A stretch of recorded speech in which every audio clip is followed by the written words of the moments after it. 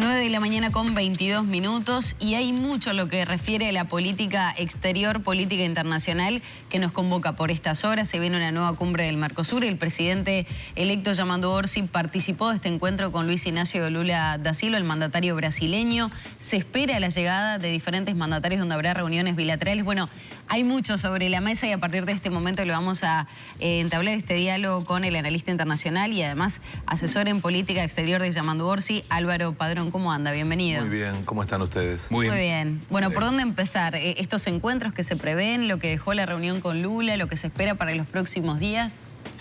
Bueno, la verdad es que pocas veces, ¿no?, tenemos tanta intensidad en política internacional. Incluso, si uno observa, se habló muy poco en la campaña de política internacional. Hubo, de alguna manera, la chicana sobre Venezuela, ¿no? Y que eso no era política internacional, era más bien cómo separaba cada sector político. Y sin embargo, termina la elección y nos pasamos hablando de política internacional. Y lo que va a ocurrir en las próximas horas, sobre todo la cumbre del Mercosur, hay que poner atención en el viernes, no tanto en el jueves, es impresionante. Hay además un montón de visitas relevantes, mucho diálogo. Es como que Uruguay se puso en el mundo, ¿no? Y se llevan todas las miradas, el potencial avance o no del acuerdo Unión Europea-Mercosur. Y lo que también creo que es importante empezar a observar qué puede cambiar de la política internacional a partir de un cambio de gobierno. Empecemos por ahí. ¿Qué cambios hubo para decir que hay acercamiento en este acuerdo entre los bloques europeo y el sudamericano? Lo que está pasando es el mundo. Es decir, las dos regiones por primera vez, más de 20 años, ¿no? Esta negociación la acompaño desde el principio. Y lo que está pasando ahora es que las dos regiones necesitan un éxito y una forma de ubicarse de manera conjunta frente a lo que está pasando en el mundo, que es básicamente una guerra comercial entre China y Estados Unidos. Y para Europa está siendo un drama cómo está quedando ubicada, no solo en esa guerra comercial, sino en la guerra real. Por ejemplo, Ucrania-Rusia, en donde la estrategia de acercarse a Eurasia, sobre todo de Alemania, colapsó y han quedado muy dependientes de Estados Unidos, sobre todo a partir de la OTAN. Y si algo le faltaba era cómo se laudaba la elección en Estados Unidos. O sea, recuerdan que hablamos mucho aquí mismo en esta mesa de lo que implicaba el triunfo de Trump. Bueno, para Europa es una muy mala noticia porque genera la dificultad de tener una mirada más estratégica con Estados Unidos, además que en lo comercial implica el inicio de una nueva etapa de proteccionismo. Entonces, si Europa ya estaba bastante interesada en abrir el juego hacia otras regiones, con el triunfo de Trump se le vuelve imprescindible. Ahora, y esto en medio de un posible avance, entre comillas, de un TLC con China. ¿Cómo entra ese nuevo elemento? Le pondría muchas comillas a eso, ¿eh? Yo creo que ya el intento se hizo, siempre fue inviable en términos de algo bilateral, más allá de lo que está diciendo el embajador, que tiene que ver con un estilo diplomático, es embajador de Uruguay, no para el Mercosur, siempre va a tener que decir que es muy importante la relación con Uruguay y demás, pero en cualquier escenario la relación tiene que ser con la región. Claro, pero ¿hay posibilidad de avance entre los bloques si Uruguay avanza en un TLC con China, teniendo en cuenta este contexto geopolítico, económico que planteabas? Es que todo está vinculado a todo, o sea, nadie deja de mirar cómo te moves. O sea, el que no comprende que hoy el escenario del mundo tiene una interdependencia en donde la decisión que tomes te la van a cobrar en otro lado. Es decir, por ejemplo, y esa es la razón por la cual es tan viable hoy, o puede ser un fracaso definitivo, el acuerdo Unión Europea-Mercosur. Porque ambas regiones necesitan mostrar que se consolidan para negociar con los otros. Frente a esa bipolaridad que es China-Estados Unidos, la única alternativa para construir un multilateralismo son los poderes intermedios. Ni Europa, mucho menos el Mercosur, son pesos pesados. Necesitan mostrarle al resto de esas dos grandes potencias que pueden ser actores relevantes y tienen la capacidad de generar la escala para hacerlo. Entonces, la mirada sobre el acuerdo hoy tiene mucho más que ver con la política que con el comercio. Yo sé que al final hay que hacer cuentas y que hay ganadores y perdedores en los dos lados. Ustedes ven lo que está pasando en Francia. Sí. O sea, la presión del sector agrícola, no solo en Francia, es en varias partes de Europa, es porque son perdedores de ese acuerdo. Pero Europa tiene que hacer una cuenta más grande, que es cómo se para en el concierto internacional. Y el Mercosur también. Nosotros está la sensación como que solo los problemas los tiene Europa. Miren que aquí va a costar ese acuerdo. empiecen por pensar el sector lácteo de Uruguay.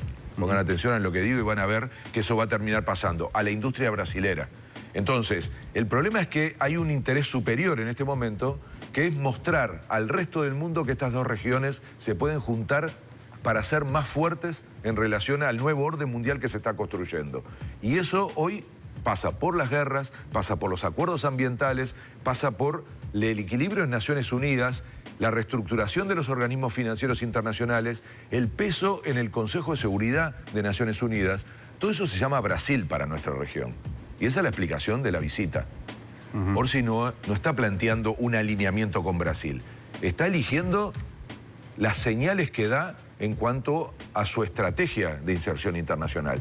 Y relacionarse con Brasil es clave para la relación bilateral, para la construcción de región y los equilibrios dentro del Mercosur y para ser parte del único país que nos coloca en el mundo.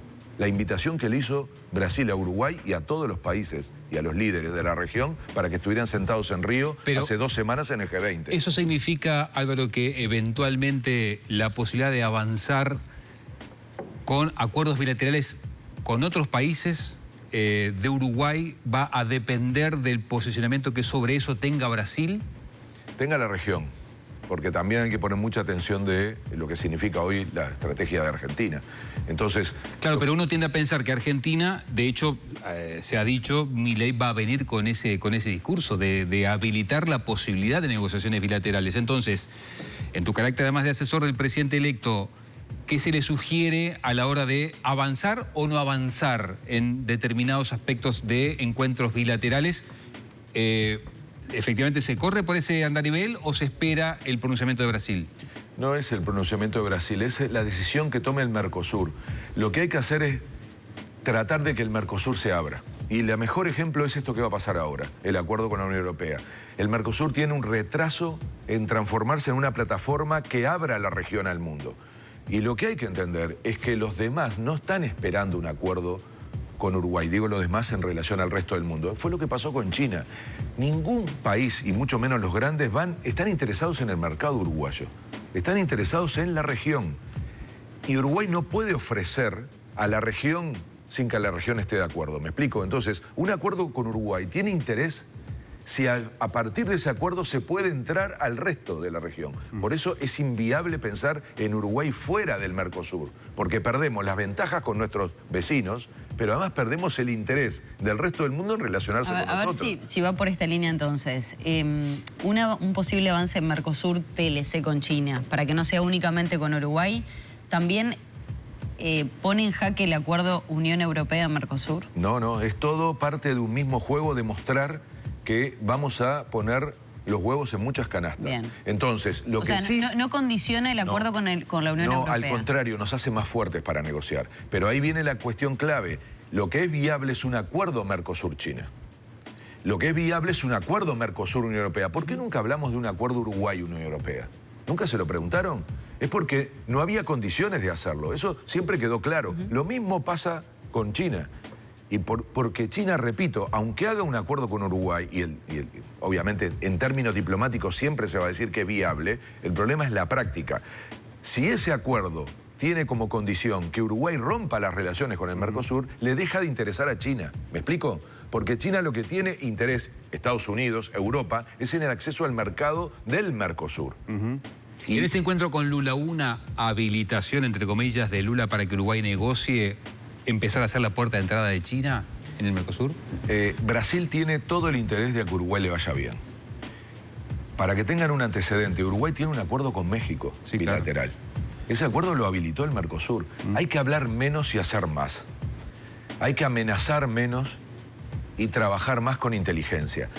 Hay que instalar dentro del Mercosur la idea de que los países chicos necesitan un tratamiento especial.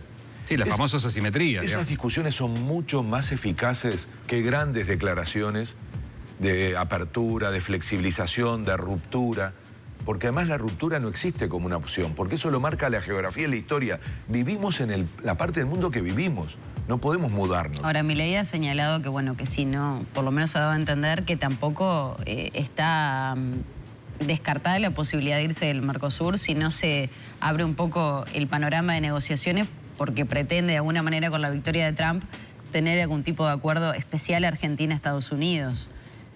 ¿Qué pasa con esa situación? Hay una distancia Porque Argentina enorme. es una de las potencias. De Brasil y Argentina, nosotros somos el recontra socio minoritario de esta realidad. Maggie, hay una distancia enorme entre lo que se dice y lo que luego se hace. Y lo que está pasando con Milei es que hace declaraciones muy rimbombantes y está jugando un papel de ser un referente internacional. Mientras que luego, lo hacía Mondino hasta hace poco, lo va a hacer el canciller y sobre todo lo van a hacer los sectores económicos argentinos. Van a decir, no podemos arriesgar. Claro. Miren, si hay un país que necesita a la región y particularmente la región con Brasil, es Argentina. Entonces, Argentina, su presidente puede decir muchas cosas, lo que luego tiene que pasar es que firme los documentos que generan consenso al interior de la estrategia de la región. Eso acaba de ocurrir en el G20. Hubo muchos discursos, pero luego se firmaron los documentos para que Argentina fuera parte del consenso que se generó a partir de Brasil en las decisiones. Lo mismo va a pasar ahora. Mi punto es que hay una materialidad que le quita libertad a las decisiones de los gobiernos. Los presidentes tienen mucho menos poder de lo que nosotros creemos, porque las condicionantes económicas de los países, pero en el plano internacional, las condicionantes internacionales son enormes. Entonces, ¿de qué tipo de acuerdo vamos a hablar si el mundo se está cerrando? ¿Cómo se puede pensar un TLC con Estados Unidos si el propio Trump está hablando en contra del principal TLC que ha construido en la historia, que es el de Canadá, Estados Unidos y México? Está planteando aranceles con Canadá y con México, que significa violar ¿se acuerdan que se llamaba el NAFTA? Ahora tiene otro nombre, el acuerdo que es uno de los más grandes del mundo. Está planteando a ponerle aranceles a China, está violando todas las normas de la Organización Mundial de Comercio. O sea, lo que estamos teniendo en el mundo es una ruptura de las reglas.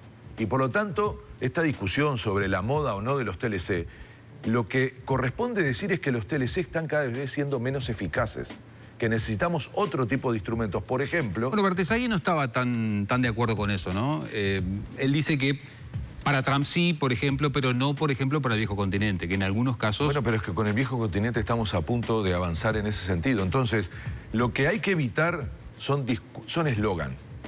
Lo que no se puede decir es que el mundo se está abriendo, lo que no se puede decir es que lo que hay que hacer es solo apostar al libre comercio. Es mucho más importante hoy insertarse en las cadenas de producción. La mitad del comercio del mundo hoy es entre empresas, no entre países. Los TLC son entre países. Entonces, una lógica en donde nosotros busquemos que nuestras empresas sean partes de cadenas de producción.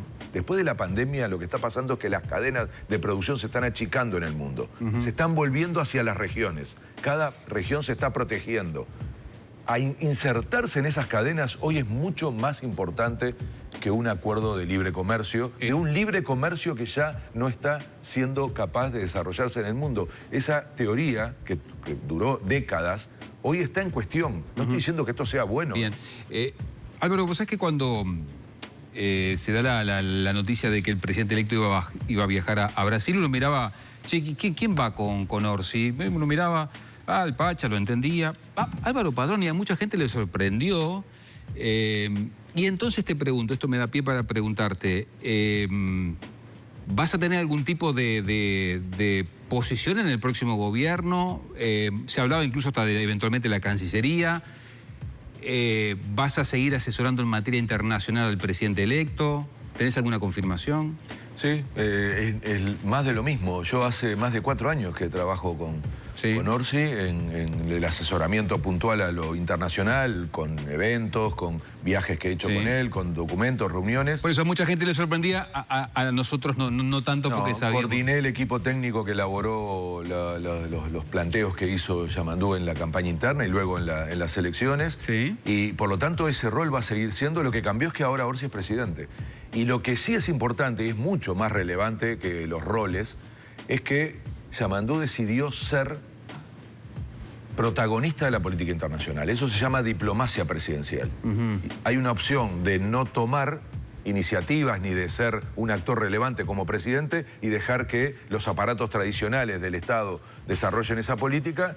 Bueno, el presidente Orsi decidió ejercer diplomacia presidencial, por lo cual el asesoramiento pasa a tener una responsabilidad ya no solo de ayudar a pensar a un candidato, a un líder político, sino al presidente. Entonces, eso requiere, dentro de presidencia, un equipo de gente que esté complementariamente con la Cancillería, utilizando la herramienta de la voz del líder del país. Es muy importante. Si eso. te entiendo bien, A ver. la próxima presidencia de la República tendrá un equipo de asesoramiento internacional independientemente de Cancillería. Sí, en complementario. Es decir, el Vas presidente... a ser el nexo.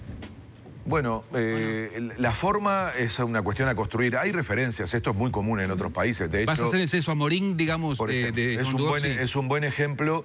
Cuando se decide tener diplomacia presidencial, se necesita equipo que ayude a desarrollar esa pata de la labor del presidente.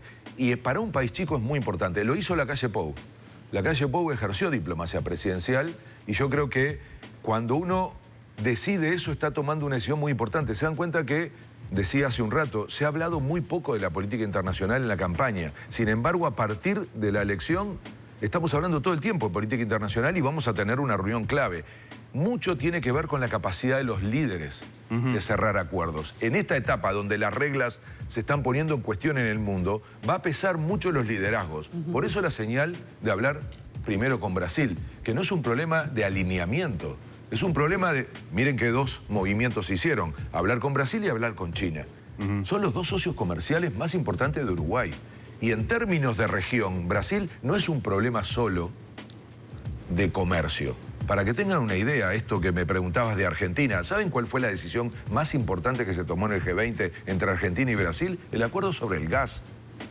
Entonces, Milei puede decir un montón de cosas, pero luego la necesidad de la región se impone. ¿Se va a reunir Orsi con Milei de forma bilateral? Se van a encontrar. De... Reunir no, pero se van a encontrar. No se van a reunir. Es que la reunión del viernes va a ser muy compleja. Los que conocemos las cumbres del Mercosur tienen espacios muy pequeños. Va a haber reuniones... Bueno, pero va a haber encuentros, por ejemplo, sí. En el Quincho de Varela, va a estar Petro, va a estar Lula, Esos va a estar Orsi, Mujica. Las amistades de Mujica que son muy importantes. Nosotros tenemos un patrimonio... Pero con Petro se va a reunir también, sí, Orsi. Sí, pero de bueno... forma bilateral. No es presidente todavía. Es el presidente electo. Yo creo que hay que demostrarle al mundo y a la región que en Uruguay tenemos una forma de diálogo y convivencia que se va a expresar en que el presidente actual y el presidente electo van a estar en la reunión. Eso no pasa en ninguna parte del mundo. Álvaro, tengo una... Recién mencionabas que estuvo ausente el tema política internacional y inserción internacional dentro de la campaña, pero sí las chicanas con Venezuela. Y mucha polémica se ha despertado en torno a si se va a invitar o no a Nicolás Maduro y demás.